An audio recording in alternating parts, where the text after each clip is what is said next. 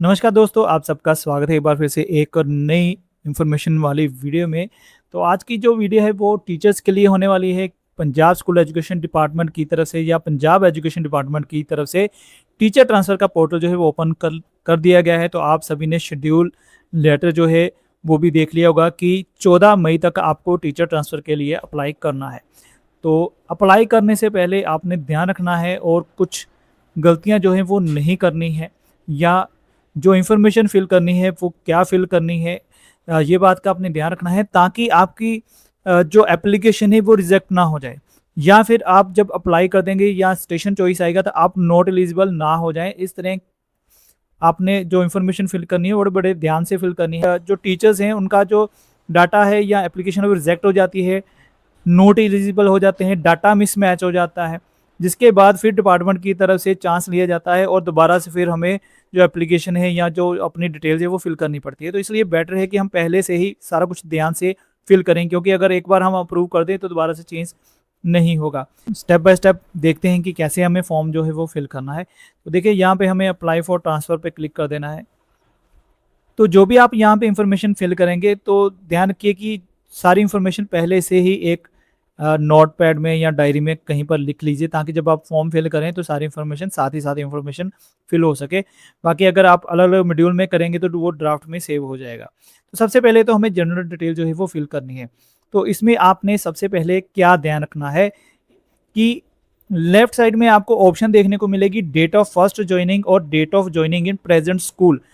तो देखिए सबसे पहली गलती यहीं पे होती है, तो ये बात का आपने ध्यान रखना है कि आपकी जो date of joining in present school है वो सही हो।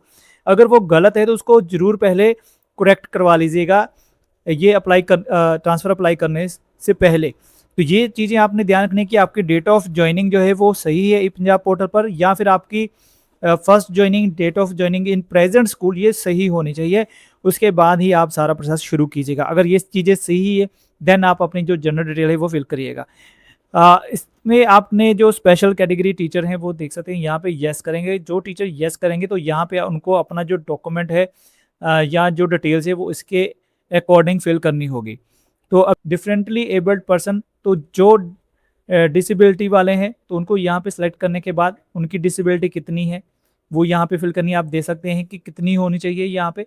उसके बाद सर्टिफाइड बाय, तो यहाँ पे किसके द्वारा वो सर्टिफाई किया गया है वो भी यहाँ पे आप दे सकते हैं, सिविल सर्जन है या कुछ और भी यहाँ पे ऑप्शंस दी गई हैं। तो इसे भी फिलहाल नो कर देता हूँ। नेक्स्ट है एनी डिजीज़, तो ये एग्जेम्प्टेड कैटेगरी सभी ऑप्शन है। यहाँ पे यस करेंगे तो यहाँ पे भी आपको जो भी डिजीज़ हैं तो यहाँ पे आपको देखने को मिलेगी कि सीनियोरिटी नंबर है, यहाँ पे ऑप्शनल है, अगर आपके पास है तो फिल कर दीजिए, अदरवाइज इसको आप ब्लैंक छोड़ सकते हैं। अब यहाँ पे आता है ACR स्कोर 2024-25, तो यहाँ पे आपने 100 में से ACR के नंबर जो है वो फिल करने हैं। इस बात का आपने ध्यान रखना है। तो देखिए जो टोटल ACR के नंबर होते हैं वो यहाँ पे आपने फिल करने हैं, 80 70 जितने भी होंगे वो ध्यान रखना है आपने। उसके बाद प्रोबेशन पीरियड क्लियर है या नहीं वो यहाँ पे येस नो करेंगे। Date of first joining department में क्या है तो वो आप लेफ्ट साइड में देख लीजिए, उसके साथ मैच होना चाहिए, इस बात का आपने ध्यान रखना है। और date of joining in present school वो भी लेफ्ट साइड में आपने देखना है, उसके साथ ये चीज़ मैच होनी चाहिए। अगर नहीं मैच होगी तो आपका जो डाटा है वो मिसमैच हो जाएगा। इसलिए मैं बार बार बोल रहा हूँ कि ये बात का आपने ध्यान रखना है। अगर ये चीज़ें सही है तो फिर कोई प्रॉब्लम नहीं आएगी। इसके अलावा आपने कितनी छुट्टियाँ ली हैं, मैटरनिटी लीव, सी लीव, कोई ट्रांसफ़र हुई है पहले कोई कंप्लीट बेस पे, येस नो करेंगे। उसके बाद आपका जो भी जेंडर है मेल फीमेल वो सिलेक्ट कर लेंगे। उसके बाद मैरिड अनमैरिड जो भी आपका स्टेट है वो सिलेक्ट करेंगे। इसके बाद अगर मैरिड है तो यहाँ पे डेट ऑफ मैरिज यहाँ पे फिल करके सबमिट जनरल डिटेल पे क्लिक कर देंगे, तो ये डिटेल जो है वो आपकी सेव हो जाएगी। अब नेक्स्ट हम बात करते हैं कि जो रिज़ल्ट है, तो इसमें भी काफ़ी सारी जो मिस्टेक्स हो जाती हैं कई बार। तो यहाँ पे देख सकते हैं कि इस बार स्पेशली लिखा गया है कि 200 में से आपके नंबर आएंगे, ठीक है। तो मार्क्स ऑब्टेन कितने हैं, मैक्सिमम मार्क्स कितने हैं और मल्टीप्लाई बाई 200। तो यहाँ पे अब स्पेशली लिखा गया है kindly fill marks of result as per ACR of last 5 session. तो जैसे मैंने बताया कि रिजल्ट के 200 में से नंबर आते हैं और टोटल जो ACR है वो 100 में से होती है। तो उस पिछले साल भी ये कन्फ्यूज़न रहा था, कुछ पॉइंट्स क्वेरी भी आए थे कि हमें 100 में से नंबर फिल करने हैं या 200 में से। तो जो भी आपका रिजल्ट है 200 वाला, तो उसमें से आपको नंबर जो है वो यहाँ पे फिल करने हैं। जैसे 2020 है, 21 है, तो यहाँ पे ACR अवेलेबल है तो येस करेंगे। उसके बाद यहाँ पे टोटल मार्क्स कितने हैं और आपके टोटल मार्क्स कितने आए हैं, तो वो करने के बाद आपने ऐड रिजल्ट पे क्लिक कर देना है। तो जो कोड आपका सेव हो जाएगा। तो इसी तरह देख सकते हैं आप नीचे 2020 से लेकर 2021 तक। तो ये था हमारा सेकंड सेक्शन रिजल्ट के बारे में। अब हम नेक्स्ट बात करते हैं सर्विस रिकॉर्ड। तो देखिए यहाँ पर भी कई बार मिस्टेक्स हो जाती हैं, तो डाटा मिसमैच हो जाता है। तो देखिए यहाँ पे आपने क्या ध्यान रखना है कि जो भी आपका स्कूल है, मान लो आपने 22 जनवरी को किसी स्कूल में ज्वाइन किया है और उसके बाद आपने 31 अक्टूबर को वहाँ से रिलीव हो गए हैं और 1 नवंबर को नए स्कूल में आपने ज्वाइन कर लिया है। तो इस तरह से आपकी जो डेट है वो सही होनी चाहिए, यानी कि 22 जनवरी से लेकर तो यहाँ पे जैसे मैं जनवरी कर लेता हूँ, मान लो 22 जनवरी से लेकर 1 अप्रैल कर लेते हैं। तो देखिए यहाँ पे जैसे 22 जनवरी से लेकर हमें एक स्कूल में 1 अप्रैल 2026 तक हमने यहाँ पे अपनी सर्विस की है। तो नेक्स्ट जो स्कूल होगा वहाँ पर 2 अप्रैल से लेके नेक्स्ट जो भी ऑनवर्ड्स डेट्स होंगी, मान लो 2 अप्रैल से लेकर आज की जो डेट होगी, जैसे 6 मई है तो आप यहाँ पे 6 मई सेलेक्ट कर लीजिएगा। जो मिस्टेक्स होती है वो क्या होती हैं कि अगर हमें सेम डेट में ही रिलीव हुए हैं और सेम डेट में ही ज्वाइन किया है, तो जो ज्वाइनिंग डेट है उससे पहले, मान लो आपने 1 अप्रैल को ही रिलीव हुए हैं और 1 अप्रैल को ही ज्वाइन किया है, तो ज्वाइनिंग जो डेट है वो यहाँ पे आप 1 अप्रैल करिएगा नेक्स्ट स्कूल के लिए और यहाँ पे आप 31 मार्च कर दीजिएगा। तो ये डेट्स जो है वो आपकी प्रॉपर मैच होनी चाहिए। अगर इसमें गड़बड़ होती है तो आपका जो डाटा है वो मिसमैच हो जाएगा। इस बात का आपने ध्यान रखना है।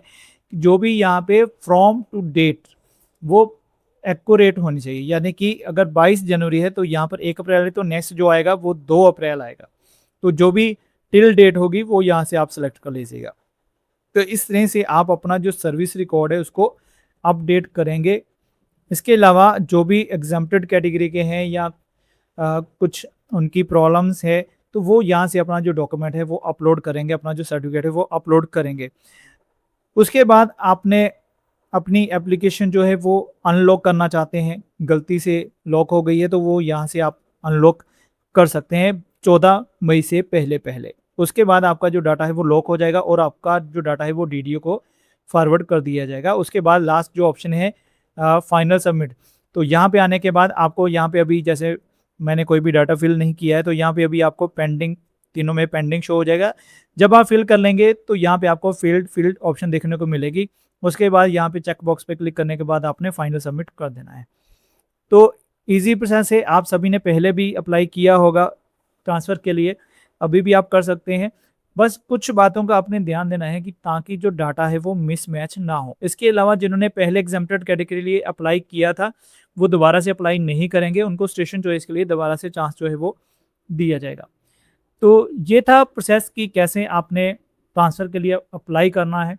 कुछ बातों का ध्यान रखना है आपने, ताकि जो आपका ट्रांसफ़र का एप्लीकेशन है वो सही से अप्रूव हो जाए और आपको स्टेशन चॉइस जो है वो मिल जाए। वैसे तो डिपार्टमेंट की तरफ से कई बार डेट एक्सटेंड कर दी जाती है या फिर एक मौका दिया जाता है कि अगर आपका डाटा मिसमैच है, नॉट एलिजिबल है या कुछ ऐसी प्रॉब्लम है तो ठीक कर सके। बट डिपेंड करता है डिपार्टमेंट के ऊपर कि ऑप्शन बाद में दे या नहीं दे। तो उससे पहले ही आपने सारी चीज़ें अच्छे से फिल करनी है। तो अपना जो डाटा फिल करने के बाद भी एक बार ज़रूर चेक कर लीजिएगा ताकि कोई भी प्रॉब्लम ना आए। इसके अलावा अगर आपकी एप्लीकेशन डीडीओ के पास भी पहुंच जाती है और कोई डीडीओ को लगता है कि आपने कुछ गलत इन्फॉर्मेशन फिल की है, तो भी वो आपसे दोबारा से आपके पास सेंड करके दोबारा से आपको करेक्शन भी करवा सकते हैं। वो भी एक चांस होता है।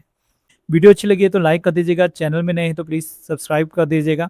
मिलेंगे आपके साथ नेक्स्ट वीडियो में, तब तक के लिए गुड बाय, जय हिंद।